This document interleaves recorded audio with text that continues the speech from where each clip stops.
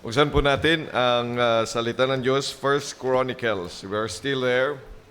First Chronicles chapter 29. Babasahin po natin ang salita ng Diyos. Verses 1 hanggang matapos po tayo. Hindi naman tayo nagmamadali ngayong hapon, amen? Kaya babasahin po natin ang lahat ng gusto nating basahin. Okay, verse number 1. Furthermore, David the king said unto all the congregation, Solomon my son, whom alone God hath chosen, is yet young and tender, and the work is great, for the palace is not for man, but for the Lord God. Pakakatandaan natin, ulitin ko yan, at hindi ako magsasawa na ang bahay-sambahan ng Panginoon, kung nasaan tayo ngayon, is not ours, but it is the Lord's. So tayo po ay naikigamit lamang sa gamit ng Panginoon. At kaya nga po, dapat talaga ang bawat isa sa atin nagiging maingat sa lahat. Okay. Na atin pong mga kagamitan, the properties of the church, everything, dapat ay mataas ang atin pong respeto sa bagay na yan. Bata, maghiwalay na lang kayo. Okay. Yan. Sige. Okay, because the palace, and remember that the work is great. So, not only the edifice in itself, but the work therein is great. While we talk about the buildings, but the meat of the building is the work therein. Yung mga ginagawa natin. Kagaya nito, when we stand up and gather together and sing, that's the work therein. Pag ipinipreach na salita ng Diyos, as the work therein. Pag tayo nanalangin, pag tayo ay umawit, nagbasa ng salita ng Diyos, sabay-sabay, ang lahat ng mga yan is a work in itself. So, and also the work that God works in every heart. Narinig nyo kanina, yung mga nagpatotoo, dalawa pa lang yan, na ako ay binago ng salita ng Diyos, nakarinig, nakarating sa simbahan, patuloy na binabago. May bagong direksyon sa buhay, may bagong mga ginagawa. Amen? So that is a work that never ends. At nakikita rin natin ang veteran, di ba? That the more that you stay there, the more jobs to be done. Biro mo yan, no? Matagal na naglilingkod sa Panginoon, pero tingnan mo yung mga sinusundo, ang laki ng age gap. Pero kailangan pa rin. Dahil ang gawain ng Diyos ay sa buhay talaga ng bawat isa. If you look at our church today, nakakatuwa nga, itong mga batang yan, talagang magmula nung si Leaf, ay kain-kain na mag-isa. Mag-isa talaga siya dito sa harapan. Itong mga to, na gustong-gusto, na makinig ng salita ng Panginoon. And you see, tapos papaganon ka,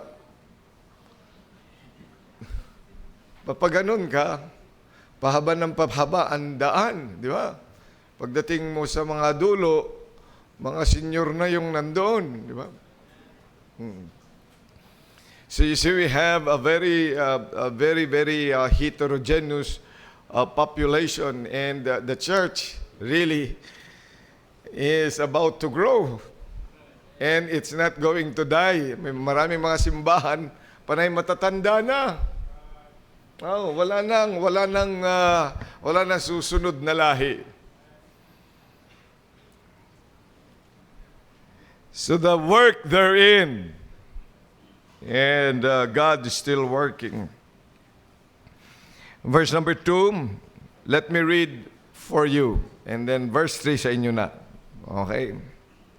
Now I have prepared with all my might for the house of my God the gold for things to be made of gold, and the silver for things of silver, and the brass for things of brass, the iron for things of iron, and wood for things of wood, onyx stones and stones to be set, glistering stones and of divers colors, and all manner of precious stones and marble stones in abundance.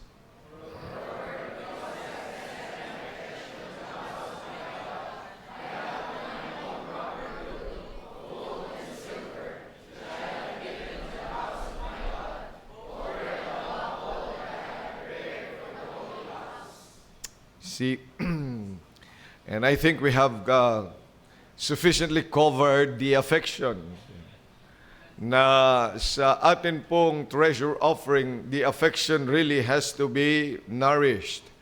Dapat din ay may direct natin yan sa ang ating mga affections. Our affections are changeable. But you see, it's still a very good part of the human person. Sino po dito ang may affection? Sino po yung wala? Sino po ang may affection dito sa atin? Ayan, meron, di ba? Kuminsan, yung affection natin parang walang pakiramdam. Pero yun nga yun, parang walang pakiramdam. Sino ditong in love sa gawain ng Diyos? Sino yung mga malamig sa gawain ng Diyos? Yung pa-attend lang yun. No? Nangyayari ba? No. Sino yung mga backslider in heart? Di ba? Meron yan. Nandyan, pero backslider in heart, malamig. But that's the truth. Nangyayari talaga yan eh. But we can change the root of our affection. Hawak mo naman yan eh, di ba? Ikaw may hawak ng beat. Nung beat ng puso mo, wala akong sinasabi. Pang kayo. Taka kayo mga, kaya talaga mga ano yan eh. Ay, ba't kayo natawa? Alam nyo yun? Di nga, di ba? The beat of your heart. Yung tibok ng puso mo, pwede mo naman yan maging excited, pwede ka rin namang hindi. Kaya natutuwa ka o hindi, pwede mo naman gustuhin talaga yun eh. Sino ang gustong-gusto ng okra?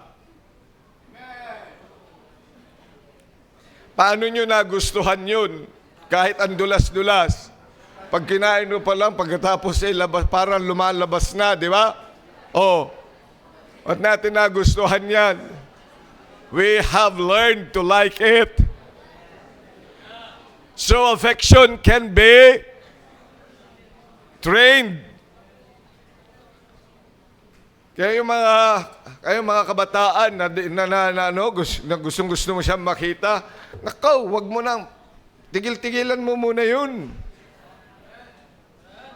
Amen? Pwede yun. Pwede yun.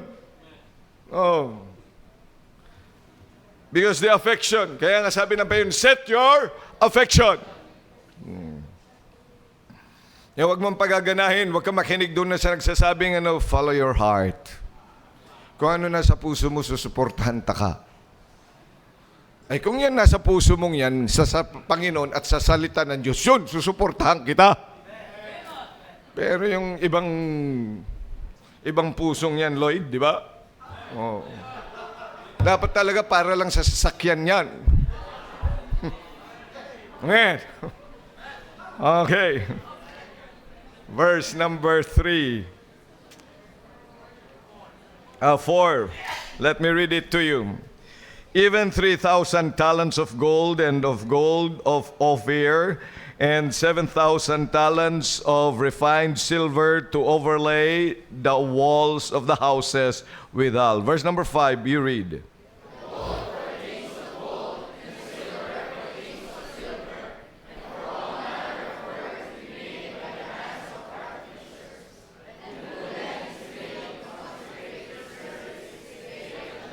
And that will be our job this afternoon. And who then is willing to consecrate his service this day unto the Lord? This afternoon, I'd like to talk about a consecrated service. You know, treasure offering must be a consecrated service. And let's understand, dahil tayo po ay nagpe-prepara para sa ating Treasure Offering Sunday, then our gift, that which we bring on September 6, ay dapat consecrated service. Kaya dapat naintindihan natin ang consecrated service. Napakahalagang bagay ang katotohanan ito, kaya walang matutulog. Amen. Kung ikaw ay ligtas, anak ng Diyos, you're a member of this church, I hope and I pray, I've been praying hard that God will use this preaching for us to really understand what we are doing. Na ito po ay hindi lamang imbensyon para lang may magawa tayo at tayo magkaroon ng collection ng pera para sa pampagawa ng bahay-sambahan ng Diyos. But we should understand that what we are doing is a consecrated service. And there is a challenge by the Word of God. Who then is willing to consecrate his service this day unto the Lord? Sino? Sino ang ngayon ay magkakaroon ng willingness na kanyang puso to really have a consecrated service for the Lord? It is a challenge, but before we get into it, to say, Lord, let me be the one. Ako po, I will participate. I will prepare. I will prepare with all my might. I'll make sure this is the best Treasure Offering Sunday that ever has come into my life. Then we must understand that it is a consecrated service in itself. Tayo muna ay manalangin. Muli po, mapagpalang Diyos, pagpalain mo ang inyong salita na amin pong bibigyang pansin. Upang kami ay gagawa ng isang bagay. This is once in a year na hinuhold po namin as a church. I pray that indeed we will be, and it will be according to your plan, that it must be a consecrated service unto you. Pagpalain mo po ang bawat isa sa amin, maging maliwanag po sa amin ang bagay na ito. Ganon din po ang awitin na ihahandog sa inyo. Maraming salamat sa pagkakataong ito. Sa pangalan ng Panginoong Yesus. Amen. Please take your seats.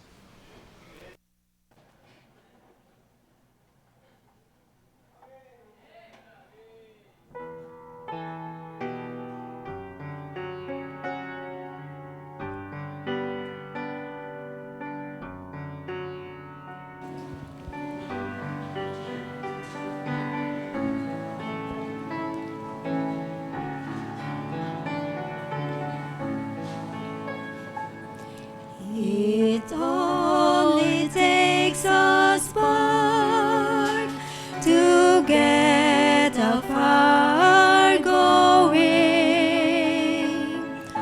and soon all those around can warm up in its glowing.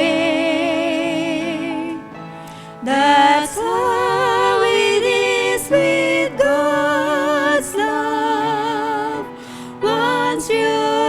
experience it. You spread His love to everyone. You want to pass it on. What a wondrous time is spring, when all the trees are budding. The birds begin to sing, the flowers start their blooming. That's how it is with God's love. Once you've experienced it, you want to sing, express like spring. You want to pass it on.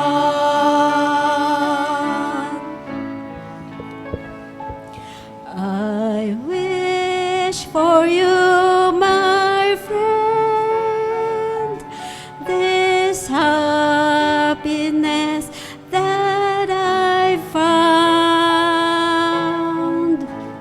You can depend on Him. It matters not where you're bound. I shout it from the mountain top. I want my world to know the Lord of love has come to me. I want to pass it on. That's how it is with God's love. Once you've experienced it, you spread His love to everyone. You want to pass it on.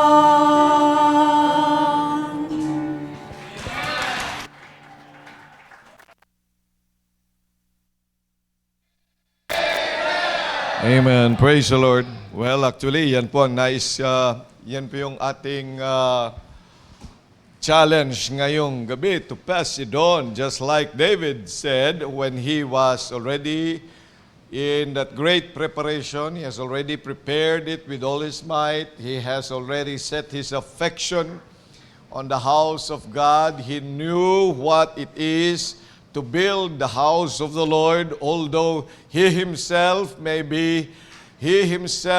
not be able to touch the very house of the Lord, but he knew it is a great palace, and it is a place where God will be honored maybe in his absence. He was looking at the vision. He was looking at the future generation who will be challenged and will be able to give their undivided service to the Lord in that temple that He is preparing. Sa totoo lang, kapag kuminsan ay wala ka na magiging bahagi, you will not have anything to do with it. But David was different. Kaya nga ngayon, sa kanyang panahon, he said, and he asked when he is, so who then is willing to consecrate his service this day unto the Lord? So he's talking about the service, the offering that they are going to give to the Lord. It was service. Now, before anything else, what then is a consecrated service? Ano ba yung consecrated service na tinutukoy? At bakit mahalaga na naiintindihan natin na yung gagawin natin as a church and as individual members ay maunawaan natin it is a consecrated service. Isang paglilingkod na yan po ay inihiwalay. At yan po ay itinalaga, i-devote para sa Panginoon. So that is a consecrated service. Sinabi nating salitang consecrate. Can you say that? Yan. Consecrate means to set apart. Inihiwalay na yan. Hindi yan inihahalo. Nakahiwalay yan. Para lang yung maduming basahan at saka yung malinis nakahiwalay. Para din tayo na dapat ay hiwalay sa sanlibutan. Dati galing tayo sa lusak ng kasalanan. Ngayon ay inihiwalay. And the very example of being consecrated or set apart is today. Kung wala ang gawain ng Diyos ngayong hapon at hindi mo ito nasumpungan sa buhay mo, nasaan ka kaya ngayon? At ano yung ginagawa mo ngayon? Ngayong mismong oras na ito, 4:30 in the afternoon. At ano na itsura mo kaya if you have not come to this church in this moment of your life? Ano naging buhay mo noon? Kumpara diyan, kaya nga humiwalay, kaya nandito. Inihiwalay tayo. Ano kayang kinakanta mo ngayon? Sige, yung hawak ko nga ang beat. O kaya, ano ang kinakanta mo, narinig ko noon, ano? Kayong dalawa, Kenji at saka sino to? Si Doroy. Kung wala ka ngayon.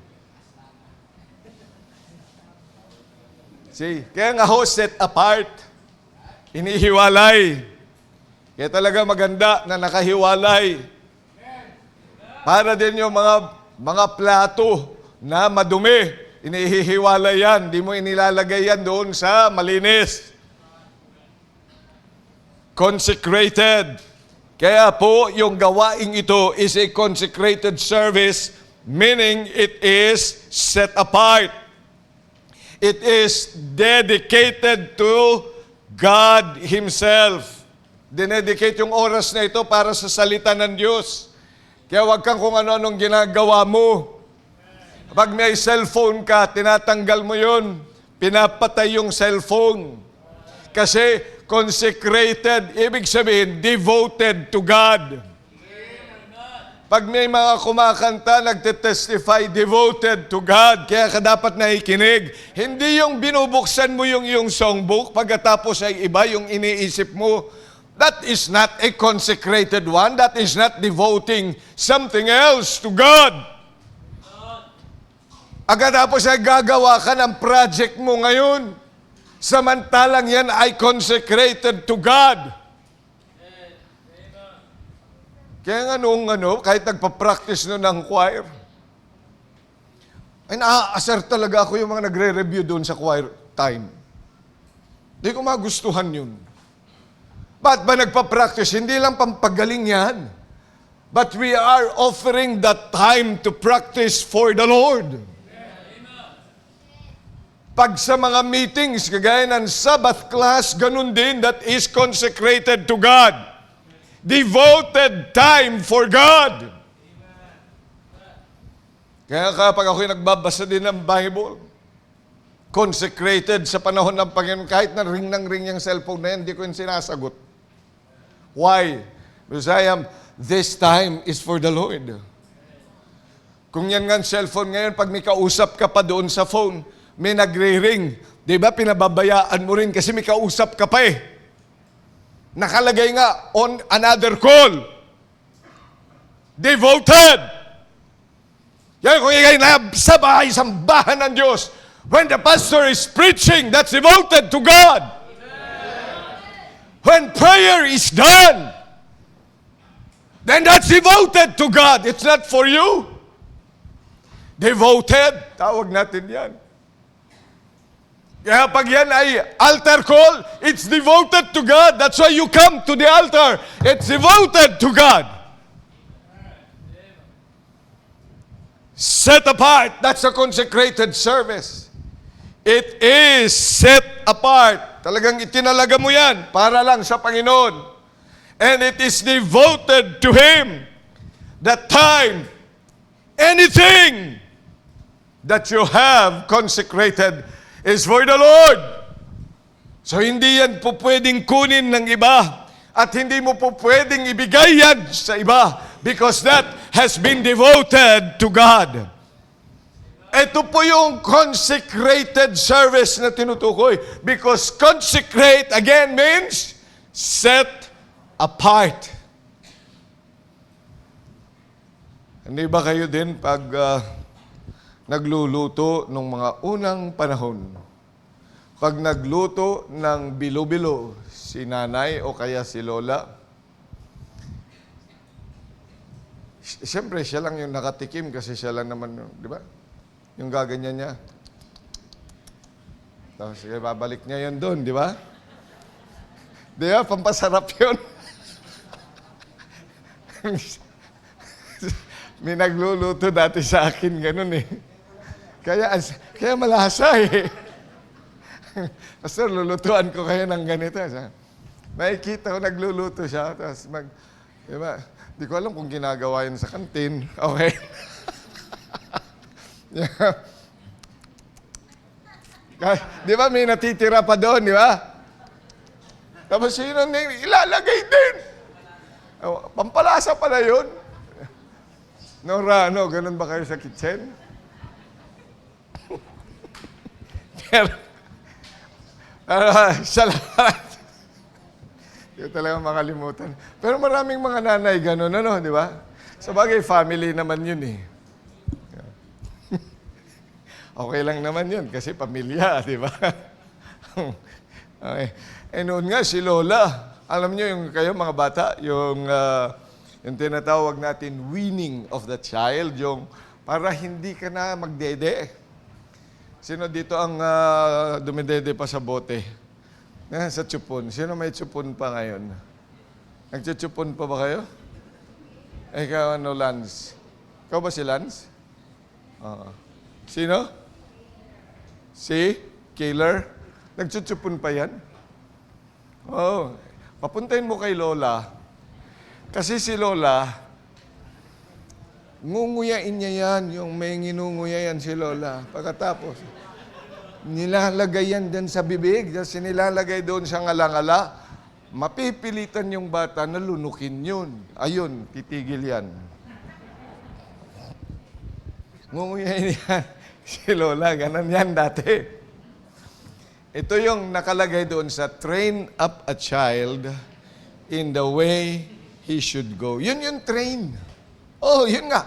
Hindi ako nagbibiro. Train up a child in the way he should go. That's the weaning of that child. W-E-A-N-I. Hindi nananalo, kundi weaning. Inihihiwalay. Para maging independiente. Sa bote. Okay, anyway. Yeah, patay na papunta doon. Kasi yung pagtikim, di ba? Nagluto ng bilo-bilo. Di malasang-malasa na yan, di ba? Tapos hindi pa nagtutbrush si Lola noon, di ba? Hindi, mas lalong malasa yun. Medyo maalat-alat yun, di ba? Bilo-bilo yun eh. Okay. Pagkatapos maghihiwalay ng sa isang mangkok, tapos sasabihin niya, dalhin mo na to kay Mamare. Sabihin mo sa kanya, nagluto tayo ng ganito para sa kanila yon, di ba? Tama? Inihiwalay para kay Mare. O kaya doon sa kapitbahay. And that's a good practice. Magandang bagay yan eh. Marami naman nagpa-practice niyan eh. Pag nagluluto, dumidiretso sa office. Praise the Lord. Amen. Okay. At yan ang pinakamagandang practice sa lahat ng practice. Pero hindi ko, yun lang ang, nagtitiwala na lang ako sa Diyos. At ipinapanalangin ko talaga, nagpa-pray over ako doon. Panginoong Diyos, maraming salamat sa pagkain ito. Kung anuman ang mga daladala at kasama nito, alam kong galing sa blessing, galing sa langit. Okay? Okay. Pero hinihiwalay. Dapat ganun din tayo. Yun din po yung ating treasure offering. Inihiwalay para sa Diyos. Siguro naman nakuha nyo na consecrated, di ba? Ang dami ko nang mga sinabi. Iisang sentence pa ito, marami pa akong sasabihin. Okay. Saan yan nakukuha? Tingnan nyo, sa 32, verse number 39 ng Exodus. Maliban sa mga practices niyan na ginagawa, intindihin natin din sa salita ng Diyos. 32, verse number 29. Anong sabi ng salita ng Diyos? For Moses had said, consecrate yourselves today to the Lord, even every man upon his son and upon his brother, that he may bestow upon you a blessing this day. Kaya sabi niyan, consecrate yourselves today to the Lord. Umiwalay muna kayo dyan sa trabaho nyo. Umiwalay muna kayo, umalis muna kayo sa bahay nyo. Umalis muna kayo dyan. You come and consecrate yourselves today, ngayong araw na ito. Because the Lord is going to give a blessing. So that's consecrate, is to be separated, to be devoted, to be dedicated for the Lord. Tingnan niyo Romans chapter 12 verse number 1. Romans chapter 12 verse number 1. Andyan din po, no? Para makikita niyo what consecration is in the Bible. Ang sabi ng Panginoon, I beseech you therefore, brethren, by the mercies of God, that you present your bodies a living sacrifice. You see, there is a consecration when you present your bodies a living sacrifice. Kasi dapat matutulog ka pa ngayon, di ba? Sinong puyat ngayon? Dapat matutulog ka pa at hihiga ka pa, pero dito, hindi ka makatulog, gigisingin ka. Dapat nga yung mga aser nakatayo rin dito at naghahanap ng mga antukin at pinapalo lang ng ganyan yan eh. Oh. Yung mga tapos yung mga, kasi ipipresent mo.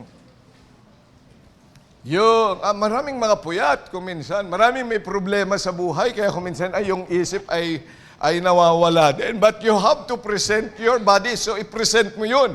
Ibig sabihin, i-dedicate mo yan, aalsin mo yan sa isang lugar, at dadalhin mo sa specific na lugar. That's to be consecrated. So, you see, pag sinabi nating consecrated service is a deliberate giving of oneself to God for a specific purpose. Yan. Kaya yan yung consecrated. Yan yung salitang consecrated. Now, where does it begin? Saan nag-uumpisa ang consecration?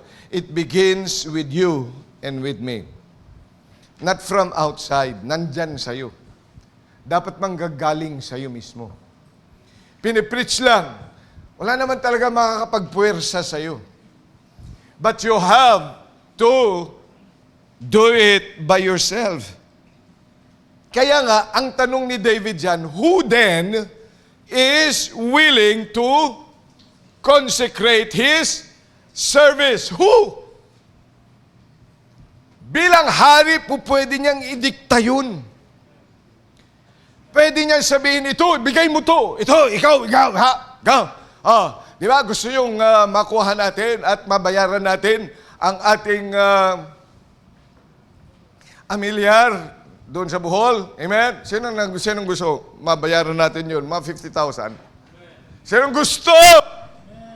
Ikaw, 1,000, ha? Ikaw, 2,000, ikaw, ha? Pwede naman yun eh. Kung hindi, tanggalin mo yung damit mong yan. Ikaw, 5,000, ha? Ikaw kasi naka-necktie ka naman, 3,000. Ikaw, mukhang naka-brace ka naman, kaya magkano ang brace? Ayan, kaya dapat ito, 5,000. Ikaw, ganda ng kotse nito eh, kaya dapat ito ay 10% noon. Ikaw din. Pwede. Ngayon, kung hindi, kayo kumanta ha? Pwede yun. Mas masahol noon kay David. Bakit? Si David, wala mang baril yun, pero may espada. Ano espada meron siya? Yung espada niya na ginamit kay Goliath. Yung espada ni Goliath, kaano kalaki yun? Ay di, ang panghataw lang, pang ganyan lang eh. Masampal ka lang nung matatakot ka. Because David killed his 10,000 while Saul killed his 1,000. Pero ano pa rin sabi niyan bilang hari? He is in the throne. And yet he said, who then is willing? Amen? So ang gagaling sa iyo, you've got to say it personally. Kaya nga doon sa 2 Corinthians chapter 8 verse number 5, look at your Bibles. 2 Corinthians chapter 8 verse number 5. Nung pinag-uusapan ni Apostle Paul diyan yung sacrificial giving, in verse number 5 he said, ang mga taong nandyan sa Corinto, mga mahihirap yan. Walang mga mayayaman diyan sa Corinth at this point, doon sa doon sa Macedonian churches, not in Corinth. Sa Corinth, marami mayayaman. But in Macedonian churches and other churches, there, like the Philippian church, mga pobre ang mga tao. Ano ang description niya doon sa verse number 8? In their deep poverty, verse number 2. How that in a great trial of affliction, the abundance of their joy and their deep poverty abounded unto the riches of their liberality. You see, they are in deep poverty. Sa Pilipinas, pag sinabi mong you are within the poverty line, ibig sabihin, mababa talaga yung sweldo mo. Pero sila, mas mababa pa. Deep poverty. So yun yung mga taong yun. Hindi lang sila yung isang kahig at isang tuka. Siguro 10 kahig bago tumuka.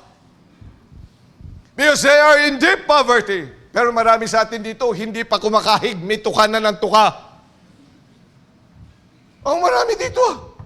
Uupo ka lang dyan. Tumutuka ka na naman. Nakaganyan ka na kakaagad. Natuka ka na kakaagad.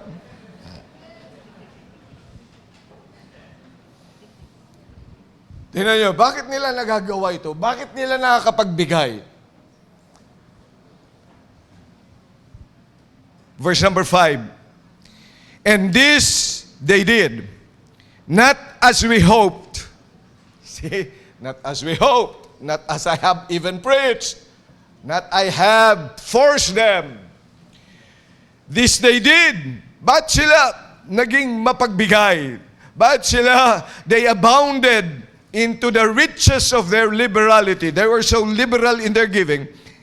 Verse 5, and this they did, not as we hoped, but first gave their own selves to the Lord, and unto us by the will of God.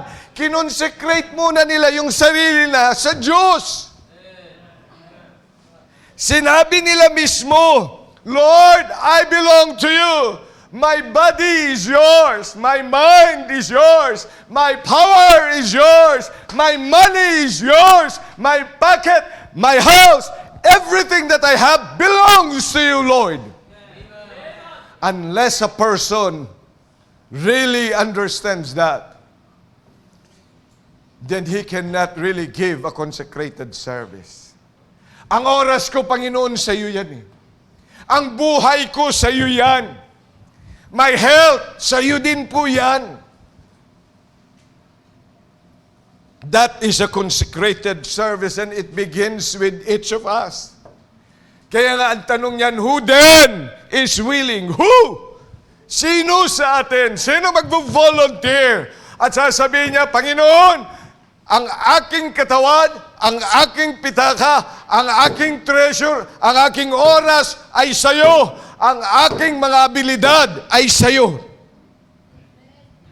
Lord, really, I belong to you. So consecrated begins from us.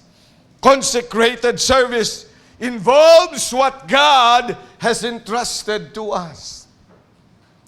Ang lahat ng mga ibinigay ng Diyos sa atin. Tingnan niyo sa 1 Chronicles chapter 29. Balikan natin yan, verse number 14. But who am I? And what is my people? That we should be able to offer so willingly after the sort. Basahin natin, lahat-lahat. Yung last part. For all things come of thee, and of thine own have we given thee. You see, he acknowledged, totoo siya. He is a king. He is a warrior. He was able to amass this because he fought many battles. He fought many soldiers. He won all those things. And I think he deserves to the spoil. But then at the end of the road, he still said, Lord, sino ba ako? Sino ba kami? Sino ba kami para diyan? For all things come of thee. You see, he has come to realize that everything that he possesses, everything that he has, every ability that he can brag of, yet all these things come from the Almighty God. Yan ang kailangan natin na consecration. Yan ang kailangan na dapat ilagay natin sa ating puso at kaisipan. Everything, consecrated service, involves what God has entrusted to us. Kailangan ma-realize muna natin. Kailangan munang aminin natin. Kailangan muna na magpakumbaba tayo sa Diyos at aminin sa Kanya ng bahay na ito, ng kotseng ito, ng perang ito, ng lakas na ito, ng mga damit na yan.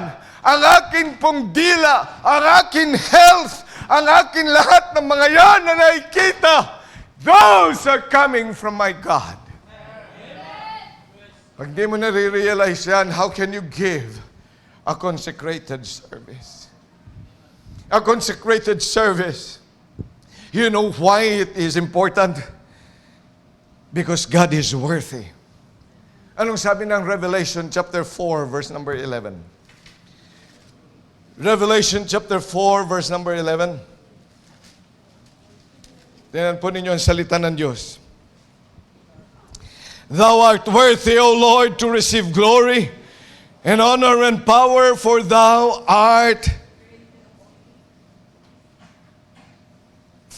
hast created all things, and for thy pleasure they are and were created.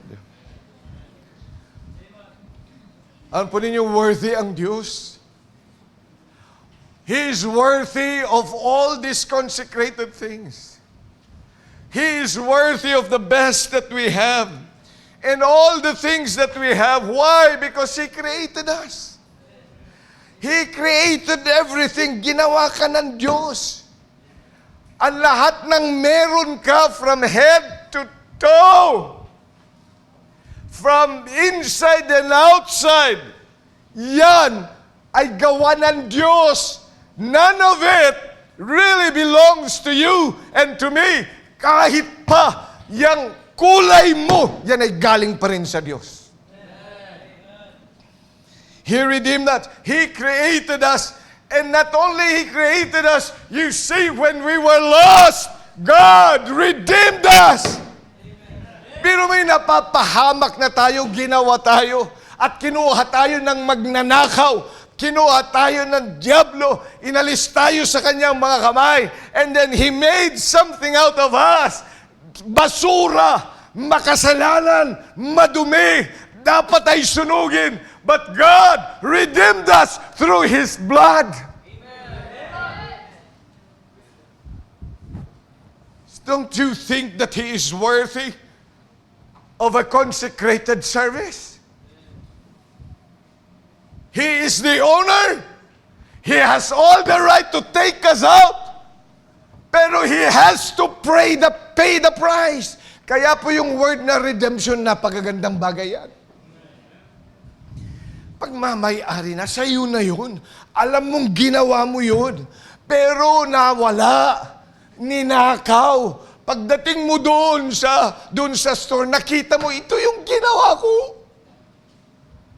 Akin yan eh. Pero kailangan mo pang bilhin ulit.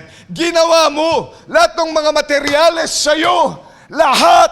The design, it was yours. Then it was lost. Pagkatapos nakita mo doon sa isang lugar, then may presyo na. Hindi ba gayan tayo? May presyo tayo. Sa anong presyo natin? Walang pera na po pwedeng bumili, kundi ang dugo ng Diyos, ang kanyang katawan. Yun ang pambili. Kaya ho yan, from heaven He came down, and then He redeemed us through His blood and through His body.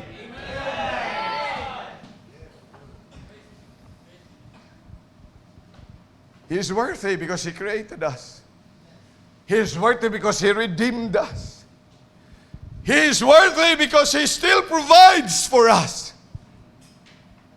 Alam mo, kung ako lang, napalaki ko na yan. Bahala na siya sa buhay niya. Naturuan ko na ng abakada yan eh. Hayaan mo na siya magbasa. Kaya nga dito rin, pag may mga exam, mga NAT, ano ba yung NAT natin? National Achievement Test. Yung ibang mga school, practice nila mag-review. Pag magte-take na ng mga exam, sabi ko, naku po, ay tinuruan na yan eh. Araw-araw na ginawa ng Diyos, may tinuturo diyan. Pagkatapos may reviewin mo pa, mag-review siyang mag-isa. I don't believe na nagre-review ang school para sa isang estudyante niya. Because I believe that a school should provide every lesson needed every day and every hour. Nandiyan naman siya sa school eh. Di ituro sa kanya lahat yan. Para pag yan ay labas at gawin ang mag-exam, kung ano natutunan. Eh kung babokya siya, ibig sabihin, hindi siya nag-aaral, nagturo kami. Ano? Hindi ako talaga nagre-review. Ayaw ko yun. Ibig sabihin, pabaya yung teacher.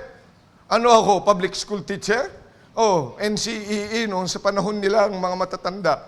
May NCEE pa yon, yung National College Entrance Examination. Sinong nakaabot ng NCEE? Ano na yung iba? Ano nang naabot nyo? Ano na mga national na mga tests nyo? Ha? NCAE naman. Sino nakaabot ng NCAE? Pakitaas nga kamay, parang wala yatang nag-aaral din eh. Sino sa NCEE? Oh, NCEE kami, double E, di ba? Ano score nyo? Ako 99 plus. Pero ni-review kami ng teacher. Oo. Pero akala ko kung ano yung sinusulat sa blackboard ng teacher namin, mga sagot pala yun. Di kinukopya lang namin. O di 99 plus. Hindi ko naman alam na yun. Basta sabi sa kopyahin nyo nga ito. Akala ko naman, kopya lang, kopya. Kinukopya, di kopya lang. Eh, madali lang yun eh. Marunong na ako mangopya eh. Eh, sinusulat yun eh. Oh. Ganyan sa public school. Kaya hindi ako nagre-review. Kaya tingnan niyo, di ba, mga teachers ngayon, di ba pinapalipat-lipat sa ibang lugar na school kapag entrance exam. Tama? Kasi para walang magtuturo. Kaya yung iba, ganyan yan. Pag tinuruan mo na, ay dapat maging independent na. Pero tingnan niyo ang ating Diyos. Create na tayo. Niredeem pa tayo. Hindi ba sobra-sobra na yun? Pero nagpo-provide pa rin ang Diyos. And now, in heaven, He's preparing a place for us. At pagkatapos binabantayan pa tayo, every time that we fall in sin, He is there advocating for us. Ay, talagang sobra-sobra na. Pagkatapos, binigyan pa tayo ng mga abilidad. Binigyan mo na ng abilidad, pagkatapos tutulungan mo pa rin. My grace is sufficient for thee. Sabihin mo nga sa akin, kapatid, kung naiintindihan, kung nagkakaintindihan tayo. Is he not worthy of a consecrated service? Tapos ayaw mo pang the best ang ibigay mo para sa treasure offering? Tahimik na naman. His consecrated service is important because we belong to God. Amen. Then, 1 Corinthians chapter number 6. 1 Corinthians chapter number 6.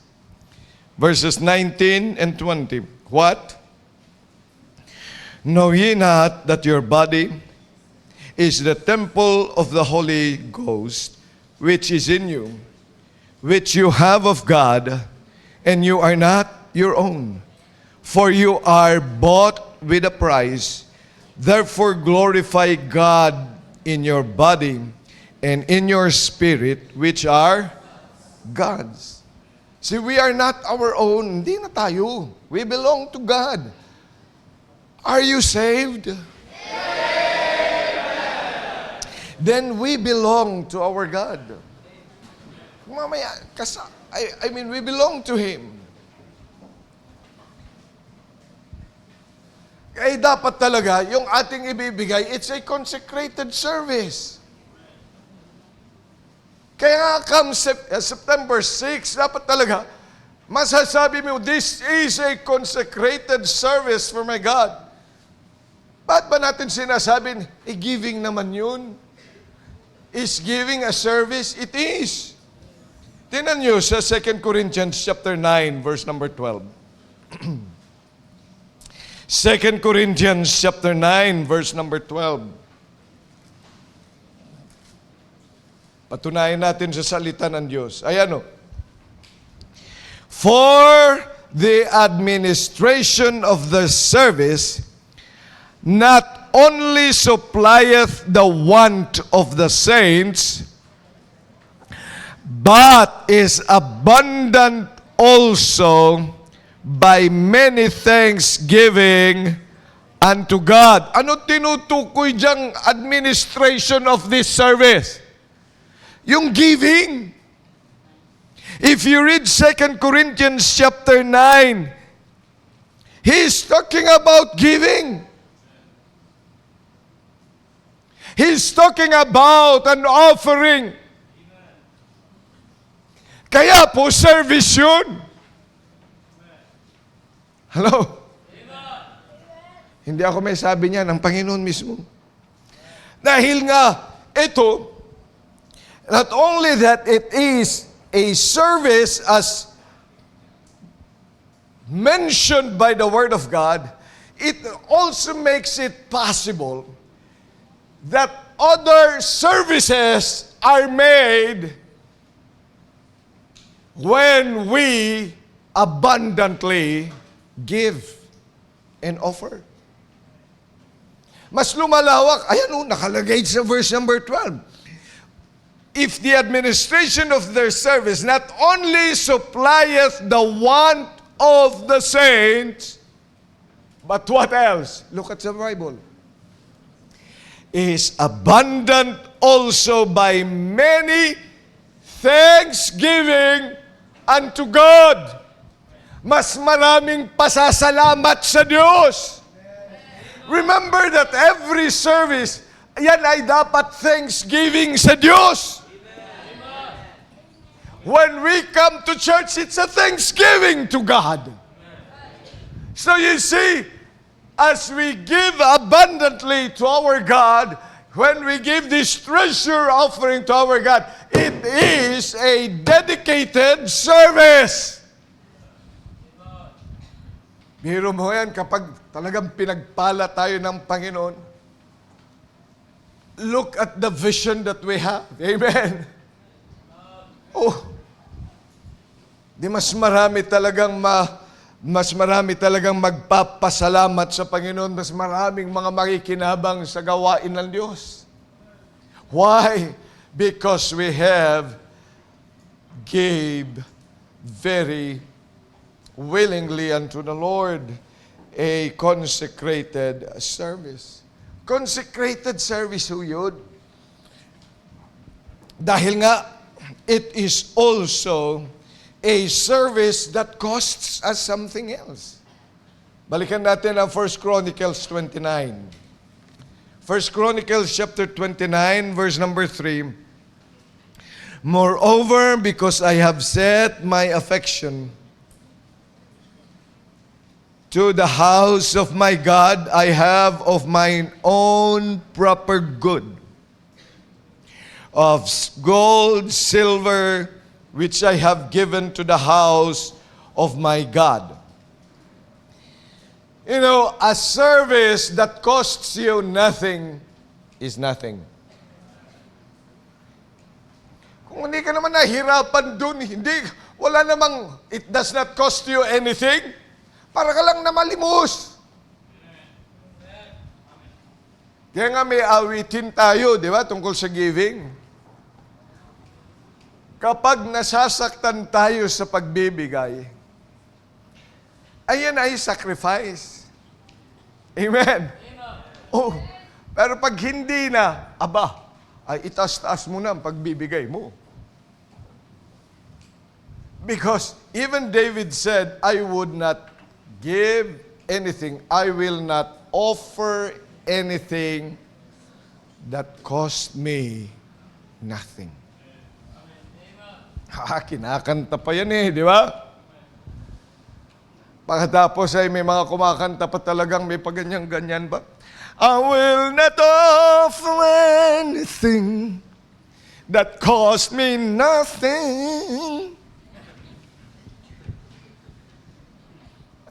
Talagang pinractice pa niya ng husto. Binigyan niya talaga ng oras para praktisin. And that is a cost. Pag ikaw naglilingkod sa Diyos, walang cost. Walang halaga.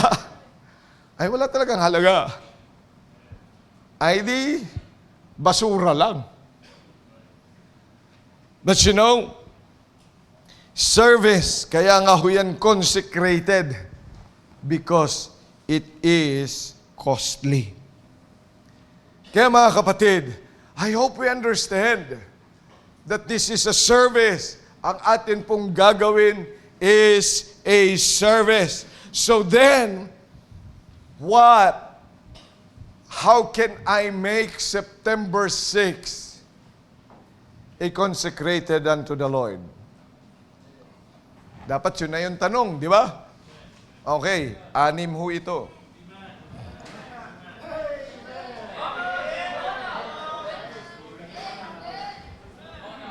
Kung gusto natin talagang consecrated service ngayon, di ba?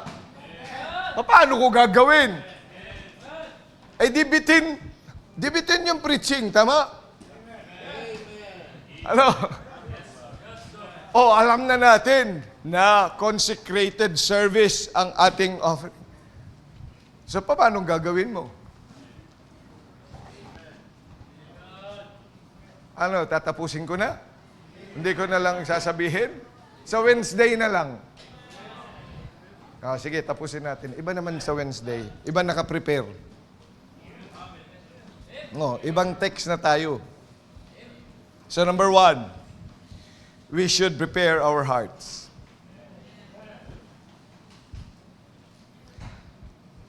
Psalm 139, anong sabi ng salita ng Diyos? Psalm 139. Look at your Bibles. Willing ka ba? Are you willing to give a consecrated service? Sige. Are you willing to give a consecrated service? Okay. Yung mga hindi willing, itulog nyo na lang.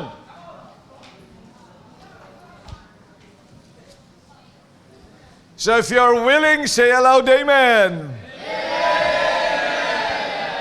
Okay, so kung willing ka, itong gagawin natin. Number 1, Psalm 139 verse 23. Search me, O God, and know my heart. Try me and know my thoughts, and see if there any wicked way in me, and lead me in the way of everlasting. Ano dapat? Bawat isa sa atin. I cannot search for you. Psalm 139. Nakuha mo na? Psalm 139. Verse 23 and 24. So dapat ikaw ngayon, bawat isa sa atin would ask the Lord, Lord, search me. Search my heart. Alamin, ipa-search mo sa Diyos ang puso mo. Huwag sa katabi mo, huwag sa akin. I cannot see your heart. Only God can, and only God does. Dapat talaga meron tayo mismo at not only at the back of our mind, at the bottom of our hearts, is to ask the Lord, Lord, please search me. Search my heart. Search me, O God, and my heart. Hindi lang ako, my heart. Try me. Subukan mo po ako. Para makita ko ang nasa puso ko. Kaya kalimitan sa mga panahon ng mga pagbibigay na kagaya nito, di ba maraming mga test, bigla kang may babayaran. Bigla kang merong mga testing. Ay di tama-tama. Lalabas yung katotohanan. Yung para sa Diyos o para pa rin sa'yo. Ayan o. Yung iba tumahimik na. Paano? Akala ko ba'y gusto mo? Oh. Iyan ang sinasabi ng Panginoon. So may mga offers, may mga alternative. May ibibigay ang sanlibutan, may ibibigay ang diablo, may ibibigay din yung flesh mo. That's why we ought really to look at our hearts. Lord, what do you want me to do? Not what will everybody else do. Kundi ano yung gusto mo sa akin. Try me. Number 2. Bilis natin, di ba? Oo, bilis-bilisan para hindi malimutan. Number 2. Tingnan po natin si James chapter 1 verse number 5. James chapter 1. James 1 verse 5. If any of you lack wisdom, let him ask of God that giveth to all men liberally, and upbraideth not, and it shall be given him. Why ask for wisdom? Kasi biro mo, malaki ang pagbibigay yan. Siyempre, dapat talaga may wisdom ka. Otherwise, what will happen if you don't have wisdom at all?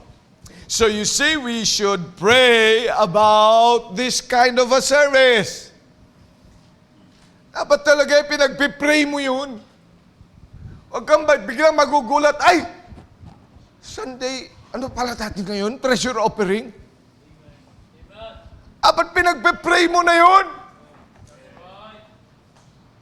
Parang, ikaw magsusolo. Ay, ako pala ngayon?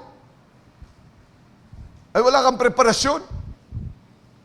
Kayo, gusto yung kumanta ng walang preparasyon? Di ba meron? Dapat. Pinagpe-pray mo pa nga yan eh. Nung bago-bago ka sa choir, panay ang pray mo. Ngayon, nung masyadong marunong ka na, hindi ka na nagpe-pray.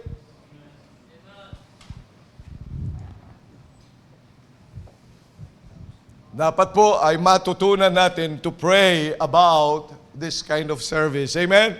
So, pinapanalangin mo yan sa Panginoon. Asking Him for wisdom, asking Him for guidance, asking Him for contentment, asking Him for faith, asking Him for a willing heart. Panginoon, bigyan mo ako ng willing heart. Panginoon, bigyan mo ako ng pananampalataya na maibibigay ko ito. Panginoon, I'd like you to guide me. I'd like you to give me wisdom.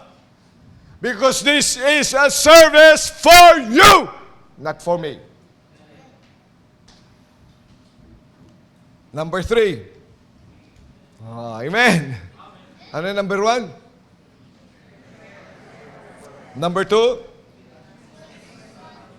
Okay. James 1:5. Oh, tama. Ano yung gagawin? Mag-pray ka para sa service. Very good. Anong pangalan mo nga? Janber? Si Janber. Dapat James yun, King James Version. Janber. Okay. Naalala ko tuloy. Yung anak ni Okay. 2 Corinthians chapter 9, verse 7. Every man, according as he purposeth in his heart, so let him give. So number 3, we should purpose what we will give. Huwag kang magde-decide sa pagdating ng September 6. Eh di nabigla ka lang. Ngayon pa lang, dapat may purpose. Dapat you have already purpose beforehand. That's why you think, you pray, you plan. You ask the Lord, God, put something in my heart. And I will give it to you, a consecrated service. We are building a place for you. We are funding our projects doon sa CBBCLB. We're going to build an edifice for you. That's for the work.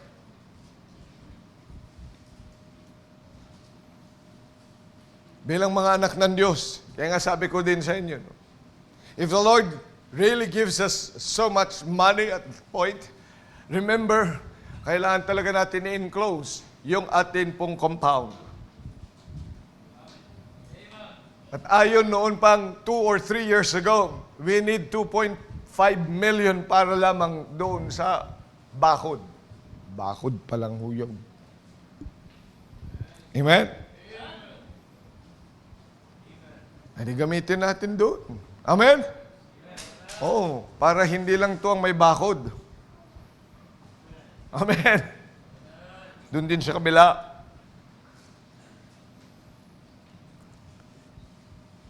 We purpose. Dapat may purpose tayo. So, dapat mayroon kang purpose sa buhay mo. And that purpose must not be just yours, but it's a purpose that you planned with God. Pag practical na, tahimik ng tao. Okay, number 1. Number 2. Number 3. Yan, dapat may purpose ka na. And then number 4, 2 Corinthians chapter 8, verse number 12. 2 Corinthians chapter 8, verse number 12. Anong sabi ng Panginoon? Verse number 12 says, For if there be first a willing mind, it is accepted according to that a man hath, and not according to that he hath not. We should give according to what God has already given us. Bigyan ng Panginoon. So, you see, there is no need to compare. Bilang mga anak ng Diyos, we do not compare what we give with others. Amen. Kasi yan mga kuminsan ay nagiging balakid sa atin pong gawain. Ano kaya? Masigtan ko yun. Maganda nga sana kung ganun. Ano? But you cannot compare because the Lord gives you this and the Lord gives her that. Kaya bilang mga mananampalataya, dapat ang tanong dyan, what can I faithfully consecrate from what God has entrusted me? Dapat yun yung tanong. Ano ang maiko-consecrate ko faithfully that I can consecrate doon sa mga bagay na in-entrust sa akin ng Diyos? Binigay na sa akin, pinagkatiwala sa akin ng Panginoon. Ano yun? So you ask the Lord, He will work with us. And then number 5, doon sa 1 Chronicles 29, 1 Chronicles 29. 6 lang naman yun, di ba? Number 5 na tayo. Amen. 1 Chronicles chapter 29. Verse number 39. Ano nakalagay diyan?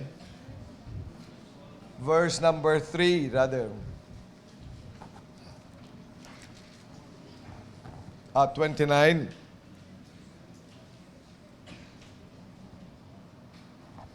Verse number 3. I have, ano sabi niyan? Verse number 3, moreover, because I have set my affection to the house of my God, I have of mine own proper good, of gold and silver which I have given to the house of my God, over and above all that I have prepared for the holy house. Yan po yung sacrifice. We should be willing to sacrifice. Over and above. Sakripisyo talaga. Kaya bilang mga anak ng Diyos, we want a consecrated service unto the Lord. You sacrifice. Kinakailangan magsakripisyo tayo sa ibang mga bagay. What can I sacrifice so that I can participate in the work? Look, nung ikaw ay naging choir member, you can sacrifice your time. Naawa nga ako doon sa mga naghihintay sa inyo. Kaya sabi ko nga sa mga naghihintay, ba't kaya sumali na lang kayo sa pag-practice. Kahit hindi kayo kakanta, sali na lang. Then sabi ni Hiyo, mas masarap po yung magkape-kape.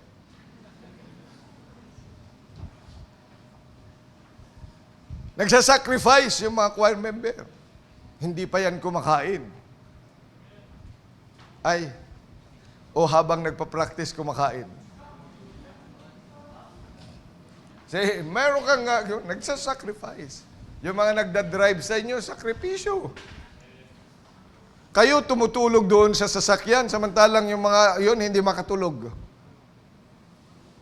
Pauwi pa lang sila, pambihira, nakahilata ka na. Papauwi pa lang yung nag-drive sa inyo. Pagkatapos kumakain kayo, hindi nyo pa pinakakain yung mga nagdadrive sa inyo. Sakripisyo talaga, di ba? Mga nagdadrive. Man. Wala kayong magagawa, sakripisyo. So that's your consecrated service. Pero kayong mga Bilang mga anak ng Diyos, dapat naintindihan natin yung mga sakripisyong yan. And then number 6. Amen! Tingnan ko kung may natira muna. Kung hindi, uulitin ko yung number 1. Number 1. Okay, number 2. Amen. Number 3. Hindi ko maintindihan. Okay, number 4. We should give according to what is given. Number 5, yon, sacrifice. And number 6, amen, we should come joyfully. Amen. Ano sabi ng 2 Corinthians 9 verse 7? Memoryahin natin to. 2 Corinthians chapter 9 verse 7. Ano sabi na salita ng Diyos? Every man, according as he purposeth in his heart, so let him give. Not grudgingly, nor of necessity, for God loveth a... Amen. It's a cheerful giving.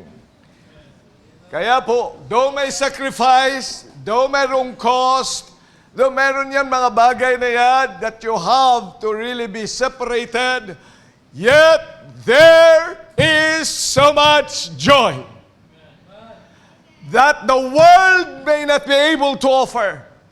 Yung kagalakan na kahit kailan ay hindi mapantayan ng pera, hindi mapantayan ng mga sakripisyo, but a joy that comes from above and that lasts for all eternity.